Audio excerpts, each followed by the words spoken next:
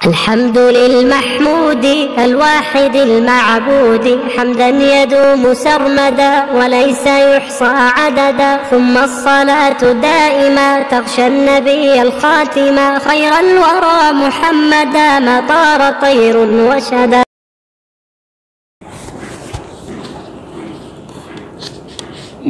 بسم اللہ الرحمن الرحیم. اسلامی تاریخ.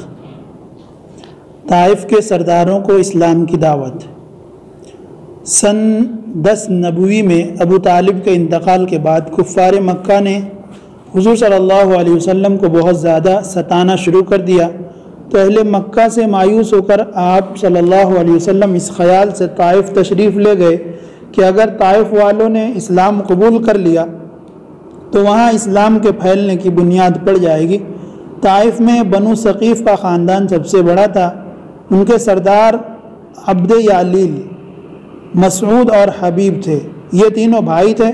رسول اللہ صلی اللہ علیہ وسلم نے ان تینوں کو اسلام کی دعوت دی. ان میں سے ایک نے کہا، اچھا اللہ نے آپ ہی کو نبی بنا کر بھیجا ہے. دوسرا بولا، اللہ کو تمہارے سوا اور کوئی ملتا ہی نہ تھا جس کو وہ نبی بنا کر بھیجتا.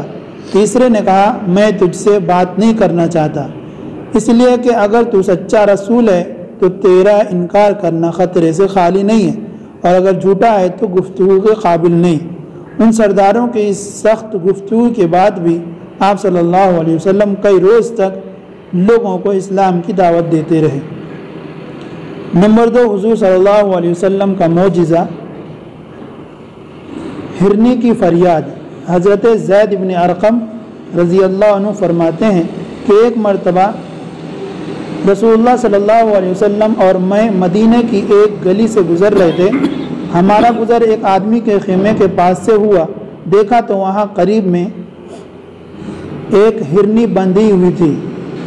اس نے رسول اللہ صلی اللہ علیہ وسلم سے فریاد کی کہ اس آدمی نے مجھے شکار کر کے پکڑ لیا ہے، جبکہ جنگل میں میرے 2 بچے ہیں. یہ آدمی نہ تو مجھے ذبح کرتا ہے کہ مجھے راحت ملے، اور نہ ہی مجھے چھوڑتا ہے کہ میں اپنے بچوں کو دودھ پلا سکوں. تو رسول اللہ صلی اللہ علیہ وسلم نے فرمایا، اگر میں تجھے چھوڑ دوں تو کیا دودھ پلا کر واپس آ جائے گی؟ تو اس نے کہا ہاں. چنانچہ رسول اللہ صلی اللہ علیہ وسلم نے اس کو چھوڑ دیا، اور وہ گئی اور اپنے بچوں کو دودھ پلا کر تھوڑی ہی دیر میں واپس آ گئی، اور رسول اللہ صلی اللہ علیہ وسلم نے اس کو باندھ دیا. اتنے میں وہ آدمی آیا تو رسول اللہ صلی اللہ علیہ وسلم نے اس سے فرمایا، کیا یہ ہرنی ہمیں بیچو گے؟ تو اس نے کہا، یا رسول اللہ آپ کو ہدیہ ہے. چنانچہ رسول اللہ صلی اللہ علیہ وسلم نے اس کو چھوڑ دیا. حضرت زید فرماتے ہیں کہ قسم خدا کی میں نے سنا کہ ہرنی جنگل میں زور زور سے کلمہ شہادت پڑھتی تھی. نمبر 3، ایک فرض کے بارے میں، والدین کے ساتھ اچھا سلوک کرنا. قرآن میں اللہ تعالیٰ فرماتا ہے، ہم نے انسانوں کو اپنے والدین کے ساتھ حسن سلوک کرنے کا حکم دیا ہے. فائدہ، والدین کی اطاعت اور فرما برداری کرنا، ان کے ساتھ اچھا سلوک کرنا اور ان کے سامنے ادب کے ساتھ پیش آنا انتہائی ضروری ہے. نمبر 4، ایک سنت کے بارے میں، اللہ کے راستے میں جانے والے کو دعا دینا. رسول اللہ صلی اللہ علیہ وسلم نے ایک جماعت کو اللہ کے راستے میں روانہ کرتے ہوئے فرمایا، اللہ کے نام پر سفر شروع کرو، اور یہ دعا دی، اللہم اعنہم، یعنی اے اللہ ان کی مدد فرما. نمبر 5، ایک اہم عمل کی فضیلت، ہر حال میں اچھی طرح وضو کر کے مسجد جانا.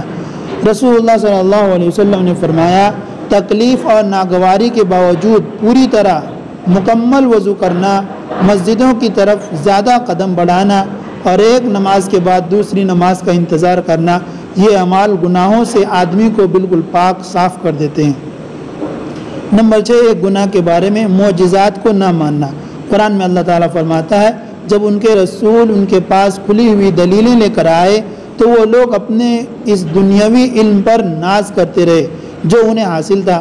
آخرکار ان پر وہ عذاب آ پڑا جس کا وہ مذاق اڑایا کرتے تھے. نمبر 7، دنیا کے بارے میں، سمندر انسانوں کی غذا کا ذریعہ ہے.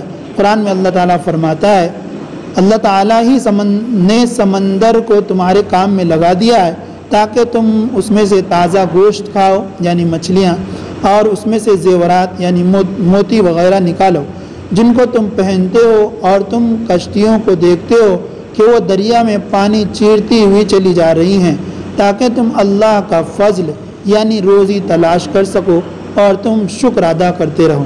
نمبر 8، آخرت کے بارے میں، قیامت سے ہر ایک ڈرتا ہے۔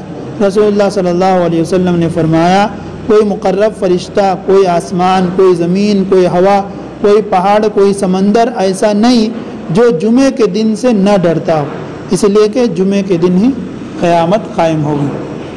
نمبر 9، طب نبوی سے علاج، قرآن کریم میں شفا۔